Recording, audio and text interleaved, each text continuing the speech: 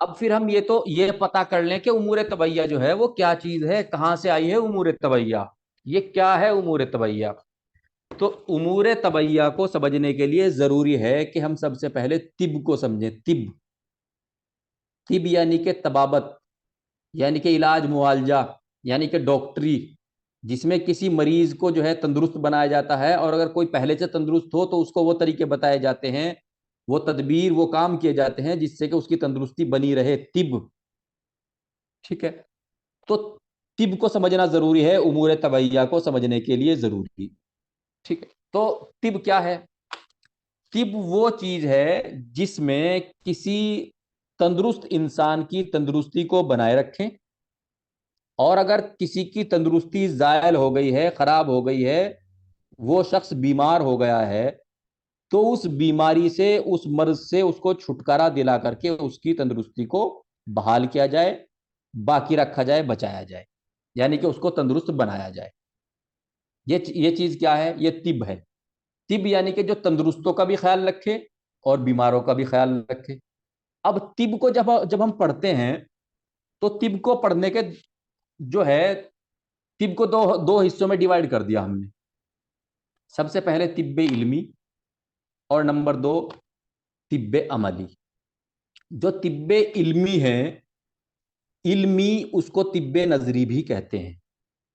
और इसमें जो है, हम तिब्बे इल्मी या तिब्बे नजरी में हम तिब को पढ़ते हैं, हम जानते हैं कि इंसान किन चीजों से मिलकर के बना है, इंसान के हालात कैसे होते हैं, इंसान के बीमार होने के असबाब कैसे होते हैं, अलामात निशानियां क्या होती हैं, वो सब चीजें जो है वो तिब्बे इल्मी में है।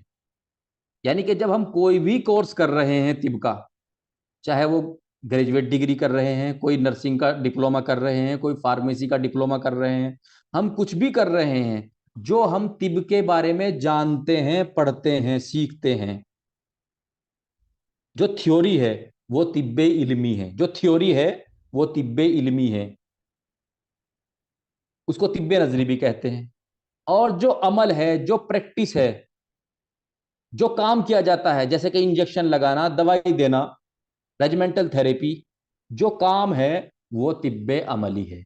यानी कि जो तिब की पढ़ाई है या जो हम पढ़ते हैं वो तिब्बे इल्मी है, यानी जिसे तिब्बे नजरी भी कहते हैं। और जो हम प्रैक्टिस करते हैं, प्रैक्टिकल करते हैं, डॉक्टरी करते हैं, दवाई देना, इंजेक्शन लगाना, जो जो भी काम है वो तिब्बे अमली है। अमल के मायने होते हैं काम करना, इल्म के मायने होता है जानना, सीखना, पढ़ना। तिब्बे इल्मी, तिब को पढ़ना, तिब्बे अमली, तिब का काम करना। ठीक है। अब थोड़ी देर के लिए हम क्या करते हैं, जो कि तिब्बे अमली है, जो कि प्रैक्टिकल है, जो कि प्रैक्टिस है, उसको हम एक साइड में रखते हैं। हम तिब्बे इल्मी यानी कि तिब्बे नजरी से बात करते हैं। ठीक है। तिब्बे इल्मी यानी कि तिब की पढ़ाई। अब तिब्बे इल्मी के जो है समझने के लिए उसको चार हिस्सों में तकसीम कर दिया है, या तिब्बे इल्मी के चार हिस्से हैं। नंबर एक, उमूर तबैया का इल्म, सबसे पहले उमूर तबैया। नंबर दो, हालात का इल्म, इंसान के हालात का इल्म। नंबर तीन, अलामात का इल्म। और नंबर नंबर तीन, असबाब का इल्म। और नंबर चार, अलामात का इल्म। ये चार हैं। लेकिन हमें जो यहाँ पढ़ना है, जिस चीज के ऊपर हमें जो है जानकारी हासिल करनी है, वो है उमूर तबैया।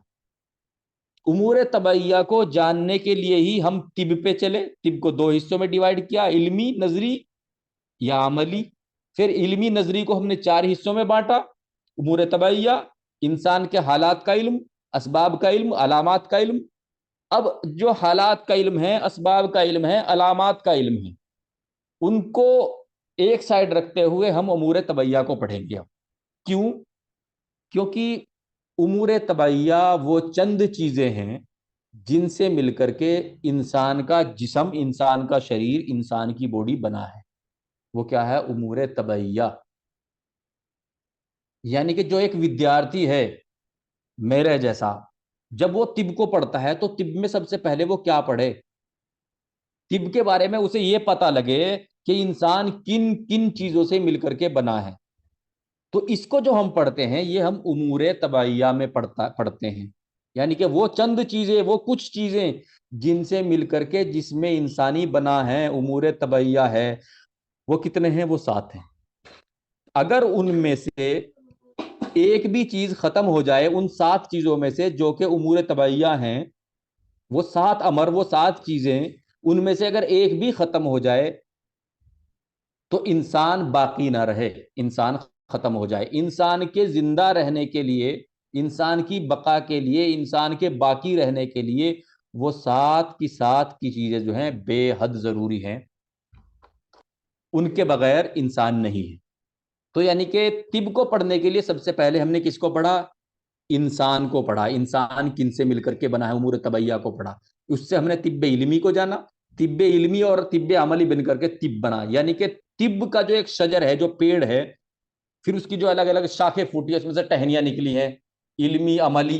ठीक है, फिर जो है इल्मी में से 4 निकल गई, उमूर तबैया, इंसान के हालात का इल्म, असबाब का इल्म, अलामात का इल्म। फिर हम उमूर तबैया पे हम इसलिए हैं क्योंकि उमूर तबैया जो है, अगर हम ये कहें फंडामेंटल ऑफ यूनानी है, तो वो उमूर तबैया है। क्योंकि अगर उमूर तबैया है तो यूनानी का कॉन्सेप्ट है, अगर उमूर तबैया नहीं है तो यूनानी का कॉन्सेप्ट भी नहीं है। तो उमूर तबैया इंसान के लिए जरूरी है, बका के लिए। और उमूर तबैया एक तिब्बे यूनानी के तालिब इल्म, एक विद्यार्थी के लिए भी बहुत ज्यादा जरूरी है, क्योंकि ये कॉन्सेप्ट है, ये बुनियाद है। और बुनियाद के बगैर कोई कोई भी बिल्डिंग जो है खड़ी नहीं रह सकती। ठीक है।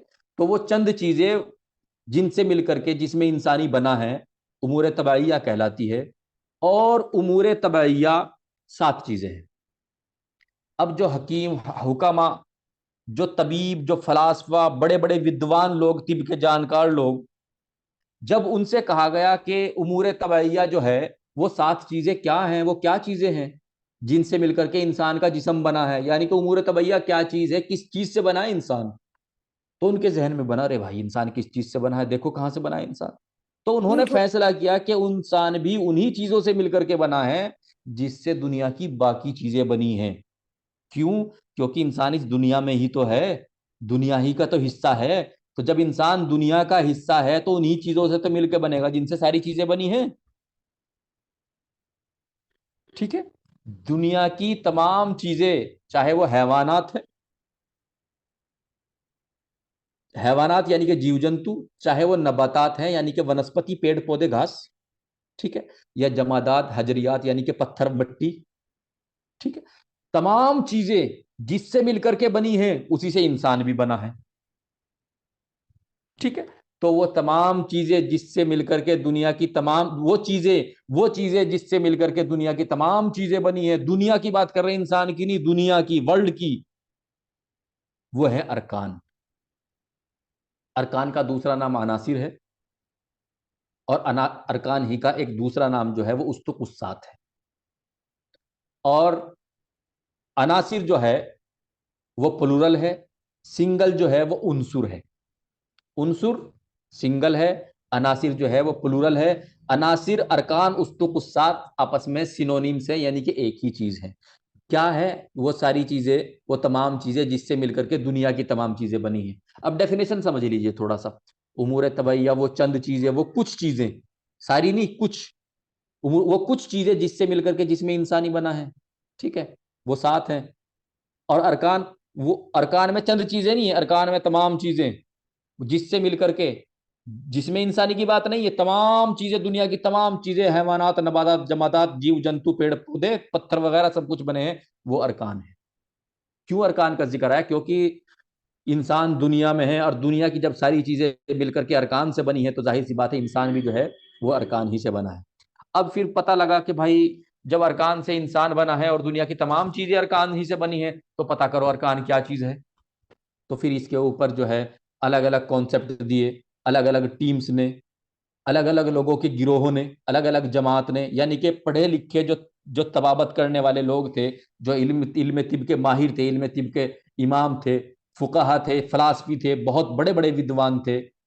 उन्होंने फिर अपने अपने कॉन्सेप्ट पेश किए, अपने अपने सिद्धांत रखे।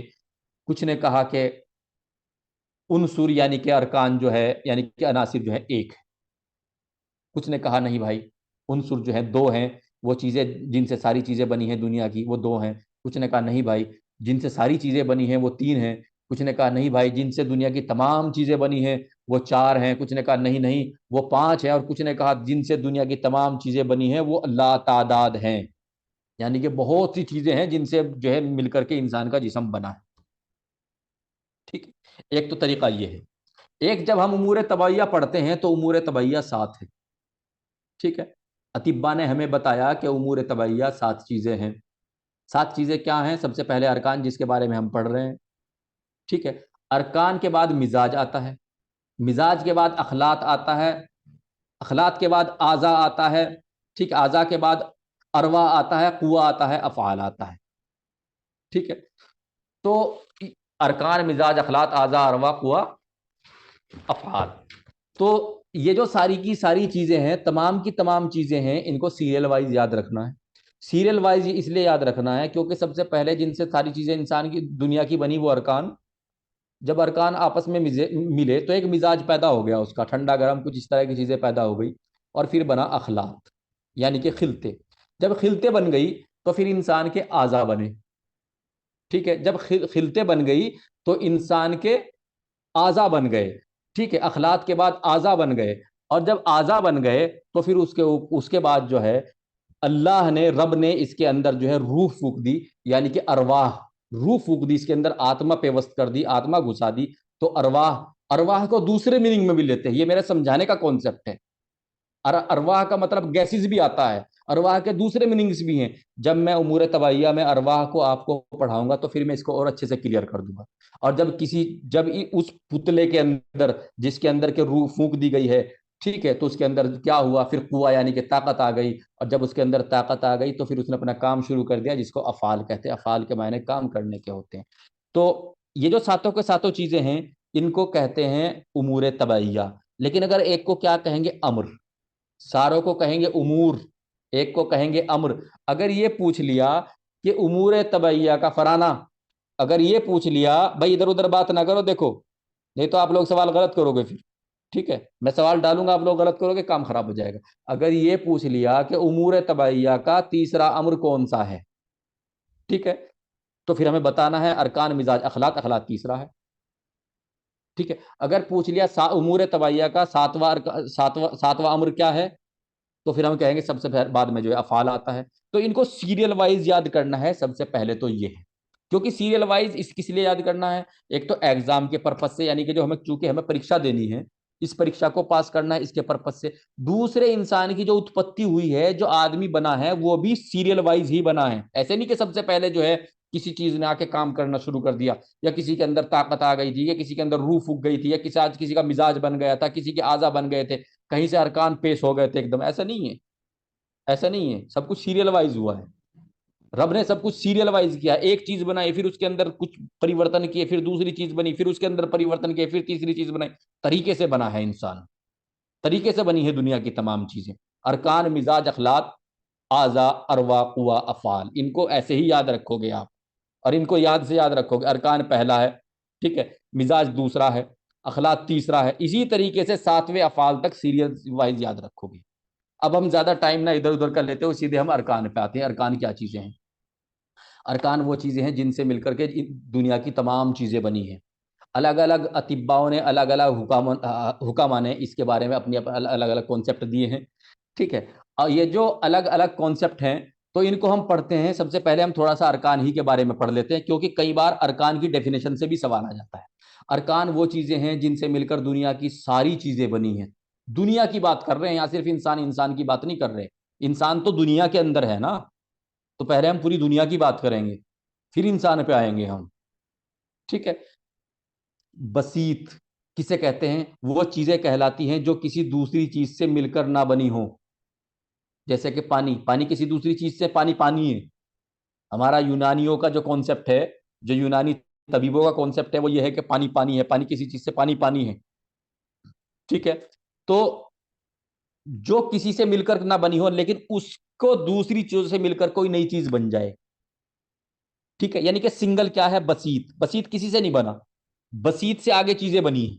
ठीक है, जो किसी चीज से ना बनी हो बल्कि खुद उससे या उसके मिलने से कोई दूसरी चीज बनती हो। ठीक है। अब जो चीज बन रही है बसीत के यानी कि अरकान के मिलने से, उसको कहते हैं मुरक्कब, यानी कि कंपाउंड, यानी कि जो दो तीन चीजों से मिलकर के बन जाए। मुरक्कब यानी कि कंपाउंड वो चीजें जो किन्हीं दूसरी चीजों यानी बसीत के आपस में मिलने से बनती है। ठीक है। वो चीजें जो कई चीजों से मिलकर के बनती हैं। ठीक है। दो तीन चार पांच कितनी भी चीजों से मिलकर के बनती हैं, फिर कोई नया जिस्म कोई अजसाम तैयार होता है। ठीक है। वो क्या, वो कंपाउंड बन जाता है। ठीक है। और सिंगल क्या है, बसीत, यानी कि वो किसी से नहीं बना, उससे उसके मिलने से आगे चीजें बन जाती हैं। ठीक है जी। अब अरकान को अनासिर उस्तुक उस्सात भी कहते हैं। ये बहुत पॉइंट है, वेरी वेरी इंपॉर्टेंट है, इसको याद रख लेना। ये आया हुआ सवाल है कई कई बार का। और जहां तक मेरा तुक्का है, तुक्का ही है भाई। ठीक है। मैं भी आपकी तरह एक विद्यार्थी हूं। मुझे लग रहा है यही पूछ लिया जाएगा कि अरकान को अनासिर मतलब अरकान को क्या कहते हैं, उसमें दो चार ऑप्शन डाल के पूछ लेंगे आपको अनासिर कहते हैं। मुझे लग रहा है यही ना पूछ लिया जाए, क्योंकि आप लोगों को ज्यादा मुश्किल नहीं पूछेगा, ज्यादा आसान भी नहीं पूछेगा, तो मीडियम सवाल इसी तरीके से बनता है। ठीक है। अरकान को अनासिर भी कहते हैं। ठीक है। उस्तुकुस्सात भी कहते हैं। ठीक है। तो आपको, मुझे लग रहा है कि डायरेक्ट अनासिर ही वो पूछ लेगा एग्जाम। क्यों पूछ लेगा? क्योंकि आपको ज्यादा टफ भी नहीं पूछेगा और ज्यादा वो भी नहीं, क्योंकि जो पेपर बनता है, जो एग्जामिनर होता है, एग्जामिनर की जो मेंटेलिटी होती है ना, वो इस तरह की होती है। वो ये सोचता है कि जो मैं सवाल करूं, जो क्लास का सबसे अच्छा स्टूडेंट है वो तो जवाब दे ही देगा, जो सबसे खराब है उसकी तरफ वो सोच लेता है कि जो खराब है उसका तो सिलेक्शन ना ही हो तो बेहतर है। लेकिन जो मीडियम स्टूडेंट है उसका सिलेक्शन हो जाना चाहिए। यानी कि जो बहुत ज्यादा होशियार है उसका सिलेक्शन तो होना ही होना है, जो मीडियम है उसका भी सिलेक्शन हो जाए, और जो बिल्कुल लोअर दर्जे का है भाई वो रह जाए। सीधी सी बात है। ठीक है। तो एक मीडियम स्टूडेंट को ध्यान में रखते हुए, जो ना ज्यादा होशियार हो और ना ज्यादा बिल्कुल मूर्ख हो, पढ़ने में बेकार हो, उस बच्चे को ध्यान में रखते हुए पेपर बनते हैं ज्यादातर परीक्षाओं के।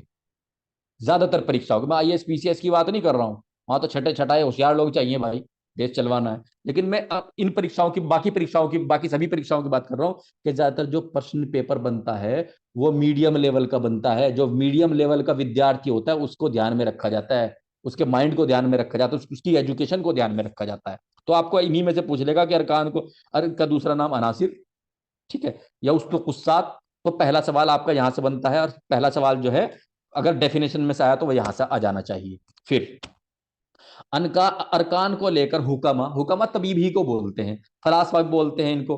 कीमिया दानी उन लोगों को बोलते हैं जो केमिकल के ऊपर रिसर्च करते हैं। ठीक है।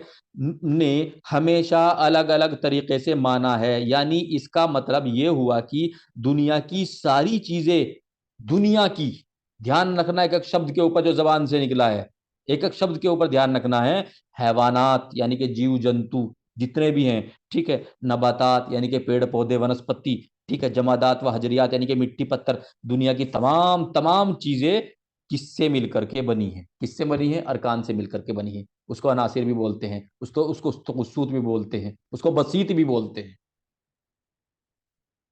इस चीज को ध्यान में रखना है। ठीक है भाई। अब अलग अलग अतिब्बाओं के अलग अलग गिरोह ने, अलग अलग टीम ने अपने अपने कॉन्सेप्ट पेश किए। कुछ ने कहा देखो भाई अरकान एक है, कुछ ने कहा नहीं नहीं एक एक है, तो वो क्या है। फिर उसके ऊपर भी पांच गिरोह बन गए। पहले पांच गिरोह तो यही कहते रह गए, किसी ने कहा भाप है, किसी ने कहा आग है, किसी ने कहा पानी है, किसी ने कहा मिट्टी है। पांच गिरोह तो यही कहते रह गए। कुछ ने कहा नहीं हम नहीं मानेंगे, ये है, हमारे नजदीक ये है, उन्होंने अपनी बात रखी। फिर पांच गिरोह ने तो सिर्फ एक ही अनासिर माना। ठीक है। फिर जो है छठा सातवां आठवां तीन गिरोह ऐसे आए जिन्होंने अनासिर दो माने। और फिर जो है नौवां दसवां और ग्यारहवां ऐसे गिरोह आए जिन्होंने अनासिर जो तीन माने। और जो बारहवां गिरोह है आप लोगों का, यूनानियों का, उन्होंने माना कि भाई अनासिर जो है वो चार हैं, अरकान जो है वो चार हैं। जो पांचवा है वो हमारे जो आयुर्वेद वाले हैं उनके नजदीक पांचवा है, क्या कहते हैं, तेरहवा है। और जो चौदवा गिरोह है, चौदवा गिरोह ये कहता है कि ला तादाद है। रदरफोर्ड की जो एक पीरियोडिक टेबल है उसके अनुसार जितने हैं तकरीबन 200, 257, 275 जितने भी हैं, और उसमें लगातार जो आगे और जुड़ते जा रहे हैं वो सब के सब अरकान मान लिए गए हैं, चौदहवें गिरोह ने माने हैं। ठीक है। जिनको असहाब कमून और बुजुर्ग या असहाबे खलीत भी कहते हैं, इनके नामों को भी याद रखना, इसमें से सवाल आना है, इसमें से सवाल आना है। इसलिए मैं इतना थोड़ा सा इसको बहुत ज्यादा डीप में लेके जा रहा हूं, ताकि सवाल कैसे भी आ जाए वो आपसे चपड़ना नहीं चाहिए, निकलना नहीं चाहिए वो आपसे, आपके पैन के नीचे नीचे। क्योंकि एक बात तो इसमें सवाल सही भी होता है, इसमें सवाल गलत भी बहुत जल्दी होता है।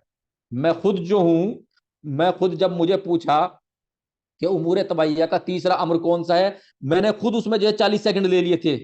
जब मैं एग्जाम दे रहा था, मैं परीक्षा दे रहा था, मैंने खुद 40 मिनट दे लिए थे। मैं सोच रहा था ये है ये है ये है ये, फिर मैंने अपना वही याद किया, अरकान मिजाज अखलात आजार वक़्वा अफ़ाल अफ़ाल, जो मैंने रट्टा मार रखा है। फिर मैंने कहा हाँ अब ठीक है, फिर मैंने थोड़ा सा अपना लॉजिक लगाया, फिर जाकर मुझे पूरा मतलब कन्फर्म हो गया, उसके बाद मैंने लगाया।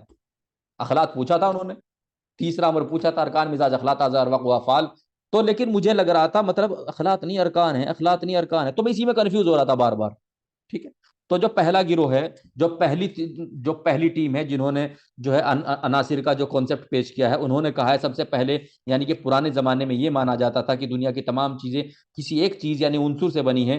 ठीक है। जो पहला था उन्होंने क्या कहा, लेकिन वो एक चीज जो उनसुर क्या है जिससे मिलकर दुनिया की सारी चीजें बनी हैं, तो वो सबसे पहला गिरोह जो है जमात टोला टीम, जिसको आप कुछ भी कहें, जिसको पहला गिरोह माना गया है, उनके अनुसार सबसे जो पहला है वो भाप है, वेपर है। उन्होंने ये कहा था कि भाप है जिससे सारी चीजें बनी हैं। ठीक है। याद रखना है, इसमें भी सवाल आ जाता है कि पहला गिरोह के नजदीक क्या था, भाप। दूसरे गिरोह के नजदीक मिट्टी, तीसरे गिरोह गिरोह के नजदीक आग, चौथे गिरोह के नजदीक पानी, पांचवें गिरोह के नजदीक हवा। इन्होंने सबने माना एक ही था, लेकिन अलग अलग माना था। माना सबने एक ही था, पहले दूसरे तीसरे चौथे पांचवें गिरोह ने माना सबने एक ही था, लेकिन अलग अलग माना था। ठीक है। फिर देखिए बात ऐसी, इसमें कंफ्यूजन बहुत ज्यादा होता है। कंफ्यूजन को दूर करने के लिए मैंने एक ट्रिक लगाई थी, जब मैं एग्जाम के लिए, अपनी एग्जाम के लिए प्रिपरेशन कर रहा था। मैंने सोचा यार क्या किया जाए, ये 5 गिरोह है, इनमें तो पहले आगे पीछे होंगे। तो मैंने क्या किया, सबसे पहले भाप को अलग कर दो, आग हवा पानी मिट्टी रह गया। ठीक है। अब मैंने सोचा एक डिग्री होती है एमए, एमए के बाद क्या करते हैं लोग, पीएचडी। पीएचडी का डी छोड़ दो, एमए पीएच कर दो। तो एमए पीएच से क्या किया मैंने, पहला गिरोह किसका है, भाप का, उसको कर दो अलग। अब जो दूसरा तीसरा चौथा पांचवा,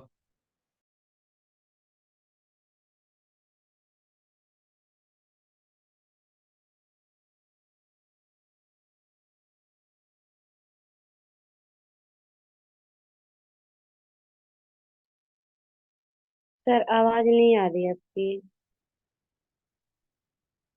जो ये 4 गिरोह है, दूसरा तीसरा नाग, जो चौथा गिरोह है, ठीक है, पी पी से बना है पानी। और जो पांचवा गिरोह है, पांचवे गिरोह में जो है एच से बना है हवा। एम में पी एच, एम से क्या बना, मिट्टी। ए से बना क्या, आग। ठीक है। पी से क्या बना, पानी। और एच से क्या बना, हवा। ठीक है। एम में एम में पीएच, यानी कि मिट्टी आग पानी हवा, मिट्टी आग पानी हवा। तीसरा चौथा पांच, सॉरी, दूसरा तीसरा चौथा पांचवा, दूसरा तीसरा चौथा पांचवा, एम में पीएच, मिट्टी आग पानी हवा। इस तरीके से मैंने इन 5 को याद रखा। आवाज नहीं आ रही है सर। कि भाप है तो अलग है, पहले को तो याद रखने का मैंने ये तुक्का लगाया। इसको निमोनिक बोलते हैं, इन चीजों को बोलते हैं निमोनिक, याद रखने की चीजें होती है निमोनिक बोलते हैं। तो पहले की चीज को मैंने कैसे याद किया कि भाई भाप को तो अलग कर दो, अब एम ए पी एच की डिग्री को याद रखो। ठीक है। ठीक है, मिट्टी आग पानी हवा, अब 5 निमट गए। उसके बाद थोड़ा सा याद रखने की चीजें मैंने सोची कि जो छठा गिरोह है, छठा गिरोह में आग मिट्टी। ठीक है। सातवें गिरोह में मिट्टी पानी। और आठवें गिरोह में हवा और मिट्टी। इसमें मैंने क्या तुक्का लगाया, देखो भाई, मिट्टी सब में है। मिट्टी क्या है, मिट्टी सब में है। मिट्टी जो है छठे में भी है, सातवें में भी है, आठवें में भी है। तो इनको मैंने कैसे याद रखा, ठीक है, पहले में क्या था, आग मिट्टी, दूसरे में क्या था, पानी मिट्टी, तीसरे में क्या था, हवा मिट्टी। ठीक है। यानी कि आग पानी हवा। ठीक है। इसको मैंने कैसे याद रखा, वो जो मैंने एम में पीएच की डिग्री दी थी, तीसरे दूसरे तीसरे चौथे पांचवे को, उन पर से मैंने एम ले लिया, एपीएच। अब क्या हो गया, एपीएच। एपीएच किनके लिए था, जिनके नजदीक 2 थे, अरकान जिनके नजदीक दो थे ना, उनको मैंने APH की डिग्री दी। जिनके नजदीक दो थे, जिनके अनुसार दो थे, जिन विद्वानों के नजदीक दो एक था, उनको दी मैंने MA PH की डिग्री। और जिनके नजदीक, ये याद करने का तरीका, जिनके जिनके अनुसार जो अरकान हैं वो दो हैं, उनको मैंने दी APH की डिग्री। आग, पानी, हवा, मिट्टी सबको दे दी। ठीक है, तो कौन सा याद होगा? छठा का क्या होगा? आग मिट्टी। सातवें क्या होगा? पानी मिट्टी। आठवें क्या क्या हुआ? हवा मिट्टी। अब कितने पूरे हो गए? 8। आधा काम निमट गया। अब अनासिर 3 है। 3 जो है, नब्बा, दसवा, 11वां गिरोह। इसमें थोड़ा सा ध्यान देना है। थोड़ा सा ध्यान क्या देना है?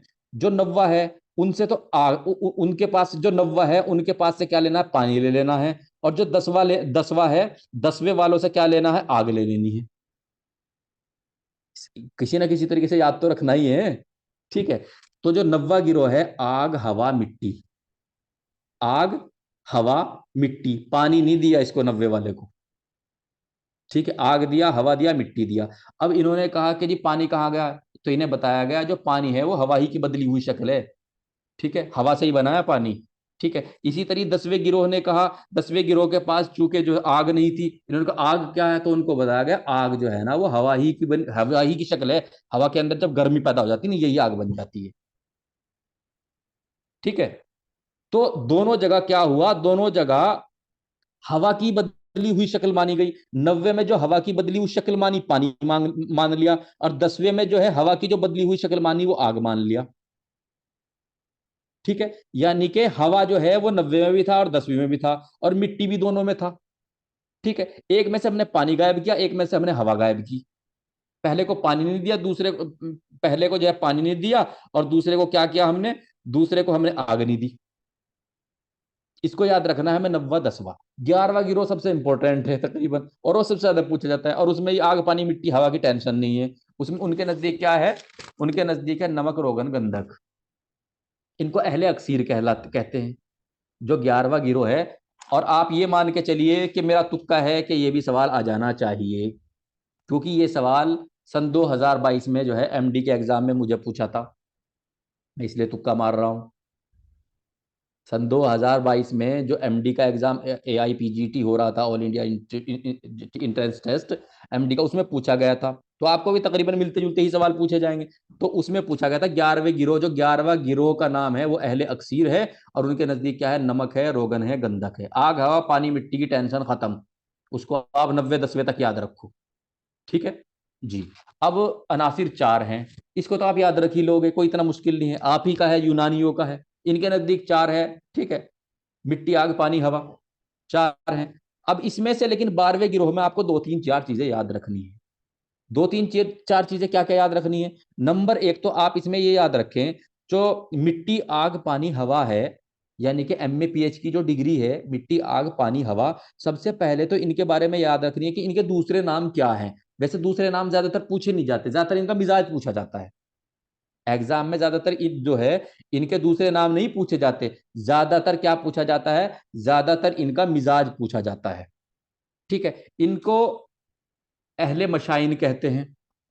ठीक है, फलासफाए मशाइन कहते हैं। मशाइन क्यों कहते हैं? मशाइन उसे कहते हैं जो घूमने फिरने वाला हो।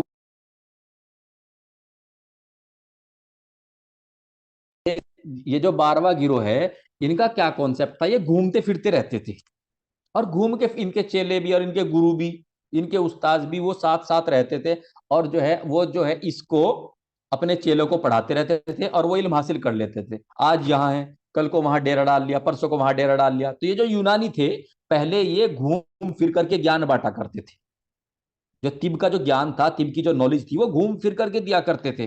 तो शागिर्द भी, यानी कि स्टूडेंट भी, विद्यार्थी भी, और टीचर्स भी, ठीक है, यानी कि फलासफा और हुक्मा भी, सारे के सारे जो है वो टोलों में रहा करते, साथ रहा करते थे। और आज पढ़ाओ यहाँ डाल लिया, कल यहाँ रहा, और ऐसे ही जो है इनका जो है इल्म सीखना और सिखाने का जो है काम चला करता था।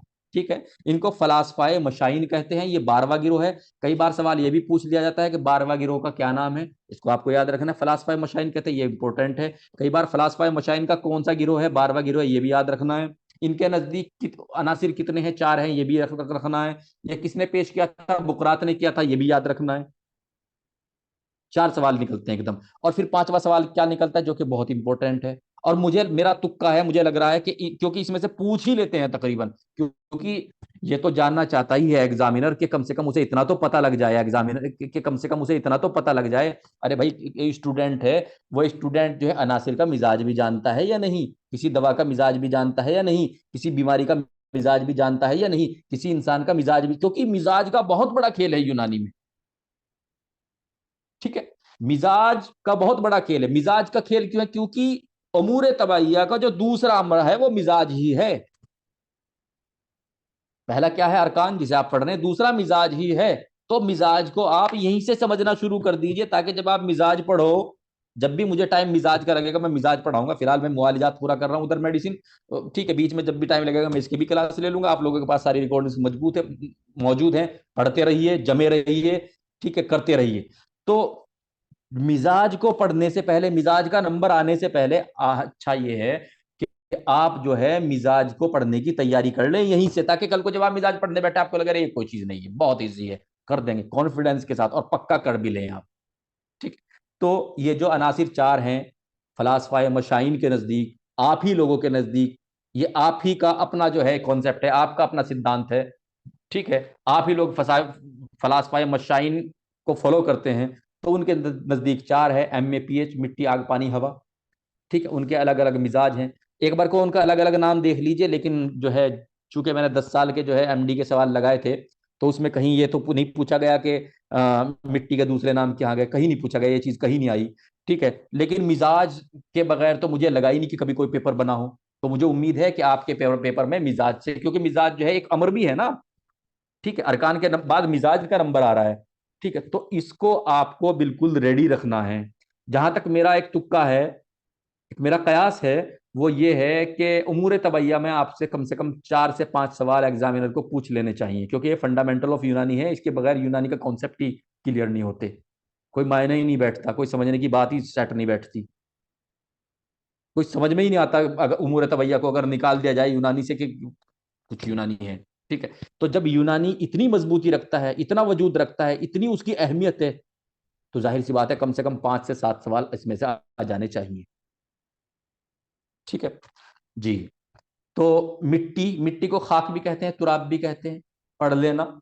ठीक है, याद रख लेना, जनरल नॉलेज के लिए भी याद रख लेना, कोई पूछ ले भाई मिट्टी को क्या कहते हैं, खाक कहते हैं, तुराब कहते हैं। एग्जामिनर एग्जाम में वैसे आया नहीं है, लेकिन आपकी तकदीर, अगर एग्जामिनर जो है पूछना चाहे पूछ भी ले। ठीक है, तो मिट्टी का मिजाज क्या है? सर्द व खुश्क है। ठीक है, बारिद याबिस। बारिद कहते हैं ठंडे को, याबिस कहते हैं सूखे को, यानी कि सर्द, ठंडा, खुश्क, सूखा हुआ। ठीक है, सर्द यानी कि बारिद, खुश्क यानी कि याबिस, इनको समझ लेना।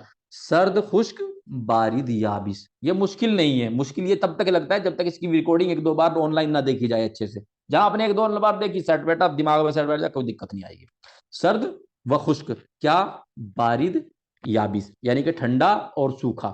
उसके बाद क्या है? आग। आग के दो नाम है, नार भी है, आतिश भी है। इसका मिजाज क्या है? गर्म है, खुश्क है। गर्म को हार भी बोलते हैं, खुश्क को याबिस भी बोलते हैं, यानी कि हार याबिस, यानी कि गर्म और सूखा। ठीक है, आग क्या होती है? गर्म होती है और सूखी होती है। फिर पानी, पानी को आब भी कहते हैं, पानी को माँ भी कहते हैं। सर्द होता है और तर है। सर्द को बारिद यानी कि ठंडा कहते हैं। तर को रतब यानी कि दर यानी कि लिक्विड, यानी लिक्विड बहने वाला कहते हैं। ठीक है, इसको ध्यान इससे रखना, सर्द को ठंडा भी कहते हैं, बारिद भी कहते हैं, तर को रतब भी कहते हैं, दर यानी कि लिक्विड यानी कि बहने वाला भी कहते हैं। ठीक है, यानी कि क्या है? पानी क्या है? ठंडा होता है और बहने वाला होता है। इसको याद रखेंगे ऐसे तो याद हो जाएगा। उसके बाद हवा। हवा को क्या कहते हैं? बाद और रीह, इसके दो नाम है, गर्म है और तर है। हवा का स्वभाव क्या है? गर्म और तर। गर्म को हार भी कहते हैं, तर को रतब भी कहते हैं। गर्म और दर यानी कि लिक्विड। ठीक है, हवा क्या है? गर्म है, और दरो यानी कि बहने वाली है। हवा बहती है ना, हवा चलती है, हवा चल रही है, क्या कहने में आता है? हवा चल रही है कि हाँ हवा चल रही है। तो हवा का मिजाज क्या? गर्म व तर। अब ये हमारा क्या था? ये असहाब मशाइन, फलासफा मशाइन, जो हमारा 12वां गिरोह था, जो यूनानियों का गिरोह था, जिसके बुनियाद जो रखी है वो बुकरात साहब ने रखी है, अबू तिब ने रखी है, जिसके बारे में मैंने पिछले लेक्चर में पूरी बात की थी। तो उसका क्या अब जो है हवा, इसका मतलब जो लास्ट वाला है वो हमने पढ़ लिया। अब अनासिर 5 हैं। 13वां गिरोह अनासिर क्या है? पांचवा है, 5 है। ये जो 13वां गिरोह है, जिस तरह के 12वां गिरोह जो यूनानियों का है, इस तरह 13वां गिरोह आयुर्वेद वालों का है। आयुर्वेद वालों का 13वां गिरोह है। ठीक है।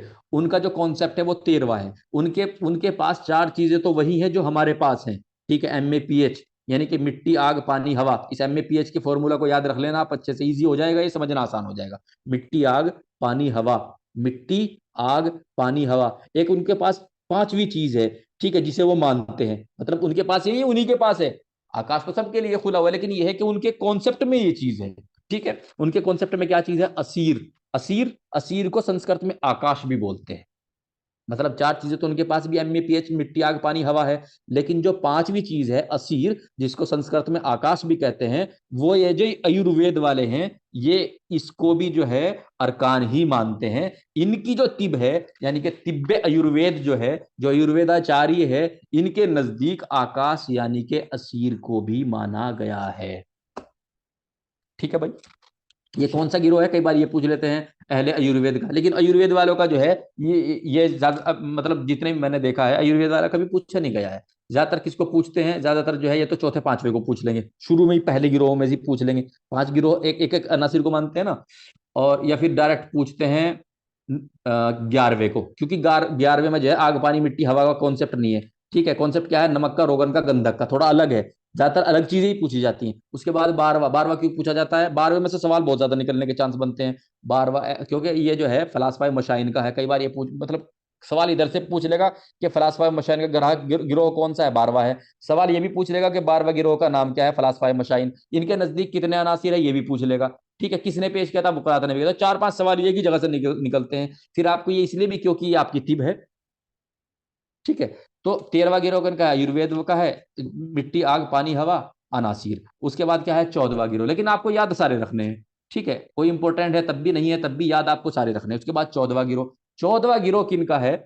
14वां गिरोह मॉडर्न का है, जो ये मॉडर्न तिब है इसका है। इनके नजदीक क्या है? ये क्या कहते हैं कि अनगिनत हैं, अरकान की कोई गिनती नहीं है, खोज होती जा रही है। दुनिया की तमाम चीजें जिनसे मिलकर के बनी है वो अनगिनत हैं। ठीक है, ये जो मॉडर्न मॉडर्न तिब है, ये मानती है कि अनासिर और जो है अनलिमिटेड है। इन लोगों की, इनकी खोज लगातार जारी है, चलते जा रहे हैं। ठीक है, क्योंकि रदरफोर्ड ने जो अपनी पीरियोडिक टेबल दी थी, उसके अंदर उन्होंने लोहा को भी रखा, तांबे को भी रखा, सब चीजों को रखा उन्होंने। ठीक है। ठीक है। तो और वो फिर आगे खोज होती जा रही है, जैसे जैसे नई साइंटिस्ट आ रहे हैं वो अपनी अपनी रिसर्च कर रहे हैं, जारी रख रहे हैं। तो ये सब, ये जो साइंटिस्ट है, ये फलासफी ही तो हैं, हुक्मा ही तो हैं। ठीक है। तो ये नई नई खोज करते जा रहे हैं और नई नई चीजें सामने आ रही हैं। ठीक है। तो नई नई चीजें मैंने इसके बारे में जो है, एक तो सवाल इसमें कई बार ये पूछ लेते हैं कि जो 14वां गिरोह है, जो मॉडर्न गिरोह है, उनका नाम क्या है? उनका नाम होता है क्या कहते हैं, जो 14वां वाला है उनको कमून बुजुर्ग या असहाबे खलीद। कमून बुजुर्ग या असहाबे खलीद, ये दो तीन चीजें हैं। जो 11वां है उनको अहले सीर, जो 12वां है फलासफा मशाइन, जो 14वां है उनको असहाबे खलीद या असहाबे कमून बुजुर्ग, ये 14वां हो गया। और जी इनके नजदीक जो 14वां वाले हैं अनगिनत हैं, यानी कि इनकी खोज लगातार निरंतर जारी है। फिर जैसे हाइड्रोजन हो गया, हीलियम हो गया, लिथियम हो गया, बेरिलियम हो गया, ये लगातार खोज जारी है। ठीक है। 257 के आसपास जब हमारी उमूर तबैया लिखी गई थी, उस टाइम 257 के आसपास थी। ठीक है, क्योंकि उमूर तबैया में तकरीबन 257 लिखा हुआ है, उसके बाद लगातार खोज है। तो ये अनगिनत है और ये इस तरीके से है। फिर मैं एक थोड़ा सा पॉइंट जोड़ता हुआ चलूं, तो फिर हमें किसे मानते हैं? हम चार वालों को मानते हैं। जो अहले यूनानी है, जो तिब्बे यूनानी है, हमारे नजदीक जो अरकान है वो चार। ठीक है भाई। किसी को इसमें से कुछ पूछना है, पूछ लीजिए। किसी को कुछ पूछना है, पूछ लीजिए।